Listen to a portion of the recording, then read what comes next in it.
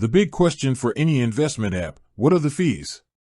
For Raiz, the costs break down into monthly fees or a percentage-based annual fee, depending on your portfolio type and your balance. Let's look at the standard portfolios like conservative, moderate, or aggressive. If your balance is under a certain threshold, which, for the standard portfolios, is generally around $20,000, though you should always check the current Raiz website, you pay a flat monthly maintenance fee. This is typically $4.50 per month, which works out to $54 per year.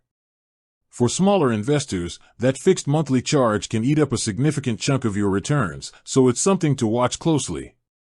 Once your balance hits that upper threshold, the flat fee is replaced by a percentage-based account fee, currently about $0.275% per year.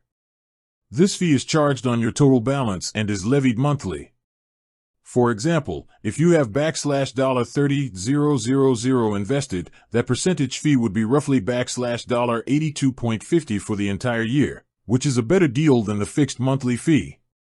Keep in mind that some portfolios, like Sapphire or Property, might have a slightly different fee structure, sometimes combining a fixed monthly fee plus the annual percentage fee, regardless of your balance. On top of everything, you also have the small, underlying management fees charged by the providers of the ETFs, the actual investments in your portfolio.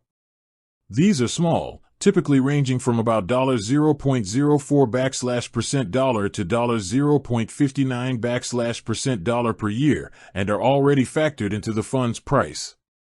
The bottom line is that for small balances, Raiz is a fixed cost, but once your account grows, it switches to a percentage of your assets. Always check the latest product disclosure statement on the Raiz website for the exact figures for your chosen portfolio.